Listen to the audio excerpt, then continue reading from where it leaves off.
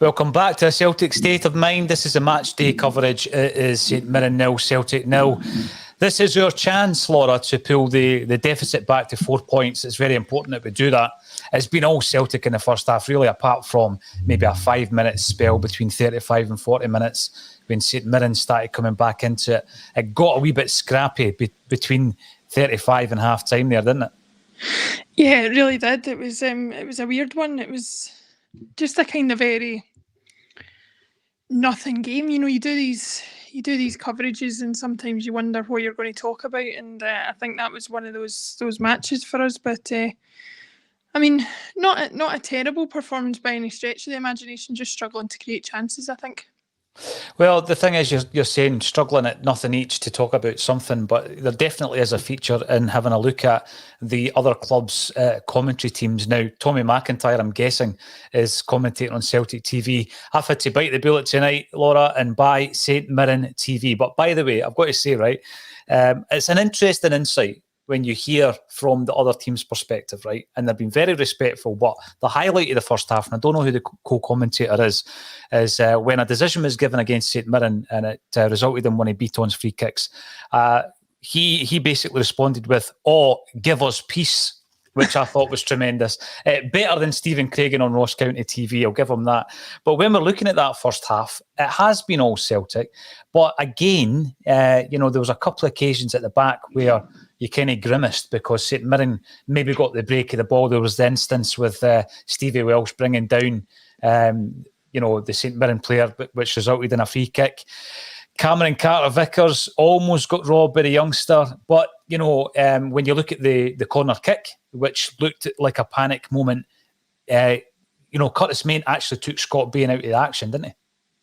It really looks like that to me. I mean, the like you say, the commentary team are by no means trying to be impartial about it, and they were kind of shouting for all sorts, I think, but it definitely looked like a foul on Bain to me, and to be fair, for all that we've said about Bain previously, he's not the type of guy to shirk away from a challenge and things like that, and if he's gone down, it's for a reason, David Kelly comes in with a good point. Just need one player to show a bit of quality and we will be a goal up, completely dominated but lacking a cutting edge like so many games this season. I'd agree with that. I think the type of player you're looking to do that is Tom Rogic, isn't he? I mean, he's not really been involved as much as you would like. He seems to be quite content with spreading the ball out to Mikey Johnston and young Muffet on the right-hand side, but he's not had that moment where he's been able to carve them open. No, he really hasn't had, and I think one of the problems is that actually the moments that he's had in the last few matches are all moments that he's made for himself. He's not had that opportunity to make those moments for himself in this match, and it is frustrating. I still think that he's got a chance of doing something in the second half. I wouldn't think about replacing him or anything in the meantime, and who we would replace him with, I'm not even sure.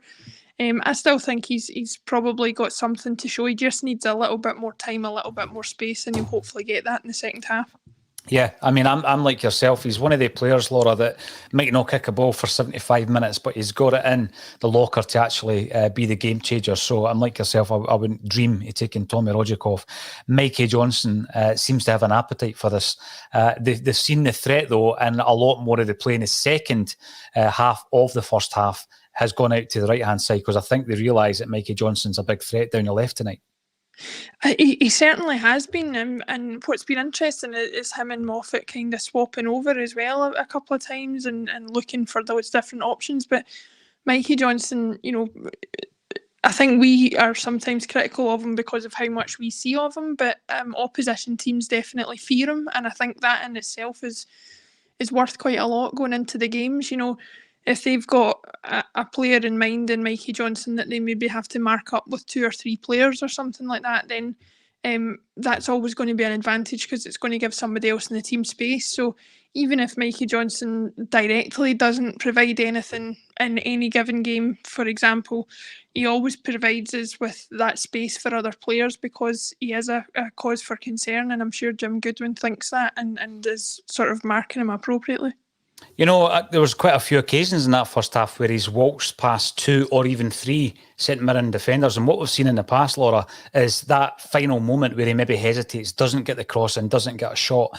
But tonight has been different. He seems quite happy to take a shot at goal.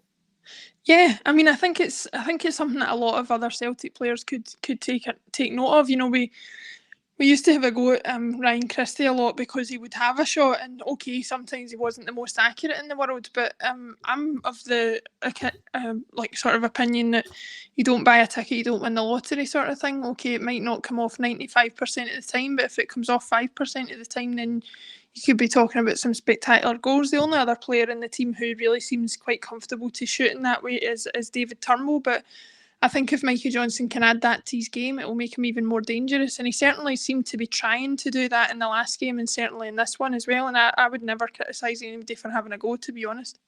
There's a few other players I want to look at. Abada and Scales being amongst them, as is Moffat. But before we do that, we need a wee update on the winter break. I wasn't aware of that during the first broadcast, Laura, but I've heard about it during the commentary, the fantastic commentary of the St Mirren TV team, and also our WhatsApp group. So it has been pulled forward. It was meant to be the 4th of January, the winter break, but it's going to be after Sunday's fixtures. So that's a good result, is it not? That's what we wanted.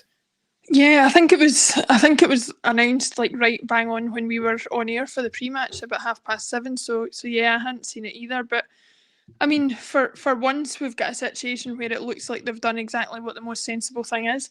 Personally, if you'd asked me, I'd probably have been pulling it even further forward and not even playing the Boxing Day matches. But you know, you've got to take the wins where you can get them, and certainly any pulling forward of the matches and the winter break primarily means that, you know, for the amount of reshuffling of fixtures that it would need, hopefully it means that the majority of games this season will have fans at it. And by fans, I don't just mean 500, I mean the full amount that we're able to have. And that at the end of the day, as well as the safety of everybody that's attending the matches, is most important, because I think, as Ange said, and as everybody who watches football would agree, it's almost not worth watching without fans. It's really devoid of any meaning, of any context, of any real atmosphere. And I think fans are absolutely vital to providing that. I was listening to Mikel Arteta, who was asked the same question today, Laura, the Arsenal boss, and he said it's a different sport. He says if you play without the fans, it's a different sport. And he was asked to expand on that, which he did, you know, and he says as a player and as a manager, if you don't have the fans there, you know, the energy, I guess, is going to be completely different without the fan base. I mean, it must be. I've obviously never been a professional footballer, but, you know, people in any event, in any sort of situation, make a difference. You know, I did a bit of singing and stuff and drama and stuff when I was younger, and there is a different feeling between a rehearsal and a full-on performance. That's why they call, you know, things dress rehearsals, even tongue-in-cheek, because there is nothing like a crowd to change the atmosphere for the performers, and in this case the footballers are the performers. They're there to, you know, for all we think that sometimes that they don't particularly care what the fans are thinking or saying or doing, ultimately the reason you become a footballer a lot of the time is because you want to play football in front of big crowds. That's a main part of the job for you. And I think if you asked any footballer, would you rather score a goal in an empty stadium or one full of people, there's only one answer, only one sensible answer anyway. And I think, you know, it's good for the safety of the players as well. You know, you don't want them going into any situations where they could catch COVID or take it to vulnerable family members. So I think, you know, all in all, everything considered, it's just the most sensible option. And hopefully, you know, by the time the 17th of January comes, or whenever the fixtures are coming back, it will be back to full stadiums again, which I'm really crossing my fingers for.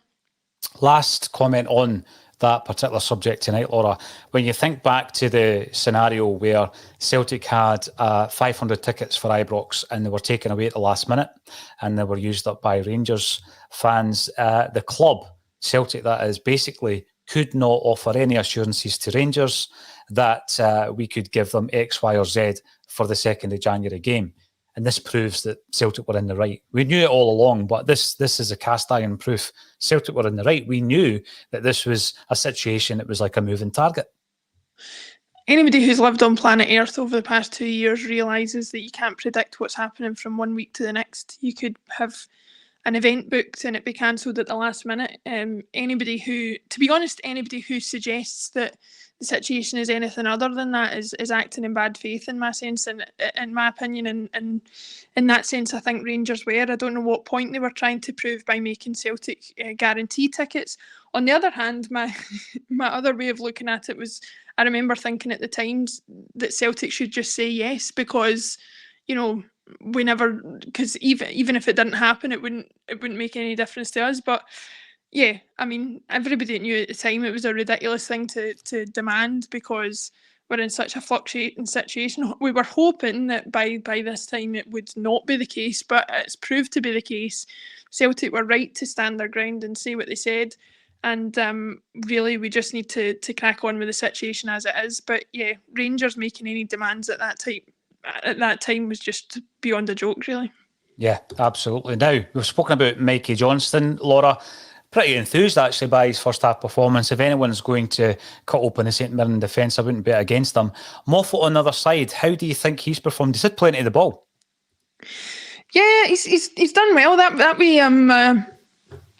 wee free kick he won on the right-hand side, I think offered the debutant for St Mirren, got booked off that tackle.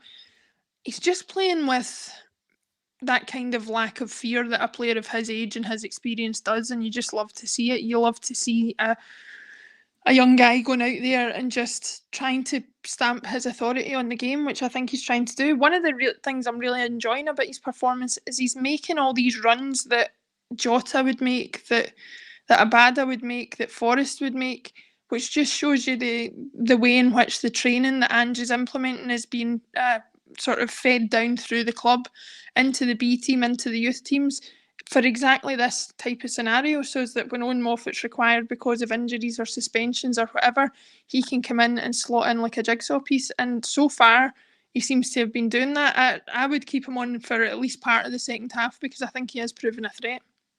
There is, like you've mentioned there, Jota, there are players missing of real quality in the Celtic side. Jamesy Forrest, Jota, Kyogo, David Turnbull, to name but four. And I think it does show, though, because we do seem to be lacking a wee bit of spark up top. But when you look at that bench, Laura, and I'm not talking about making changes at half-time, there's very few options, isn't there, again? Yeah, I mean, there really is. It's almost as if we've kind of named the bench of the remaining first team players that we have available, and not necessarily because of any, tactical sort of decision making that's been made about how we're going to change the game. Unfortunately, I think this is just one of those games, and we knew they would come throughout December, but this was going to be one of those games that perhaps 90% of the players on the pitch are going to have to do the full 90 minutes and try and get to Boxing Day without any more injuries or anything like that. I really hope we can get there with no injuries, and I actually don't think it will take too much for us to get a goal in the second half. I think we were getting to the stage at the end of the first half where it was a case of we just need to keep pressing. I think St Mirren will tire eventually, and we'll eventually break them down. Yeah, I would go with that. I'm not panicking at this stage. Famous last words. Daniel Mack comes in, Tony Ralves goal incoming. Wouldn't bet against it, but it's an opportunity to talk about these inverted fullbacks. I think when you look at Scales and where he's positioned on the park, surely my left mid suggestion doesn't seem that ridiculous when you see how Scales has played in that first half, Laura. Back me up. No, it really doesn't. He almost plays like an attacking player at so many times. I mean, he is good defensively, but so often you see him up there taking chances. He's obviously already got a goal in a Celtic shirt. You saw some of these, for anybody who watched any of these highlights for Shamrock Rovers, he loves getting up and getting into attacking positions. I think he could basically play anywhere up and down the left-hand side, and that includes, in place of Mikey Johnston up in the front three. I think he's got enough there to do any of those three positions and prove a danger. So yeah, I wouldn't have any qualms with him being anywhere on the left hand side. And obviously he's also a very good central defensive player as well. So, he's good to have in the squad because of his versatility in that way. My argument was it was no different from moving Juranovic up. You know, it was absolutely no different. It's the same position, moving up the park. The teams are on the fields, ready to kick off the second half, Laura. So we'll get back to the action. Thanks, everybody, for getting involved in the comments section. We do enjoy the chit-chat in the comments on the social media. And we will be back at full-time with Laura Bradburn for a Celtic State of Mind's full-time reaction. So we'll see you then.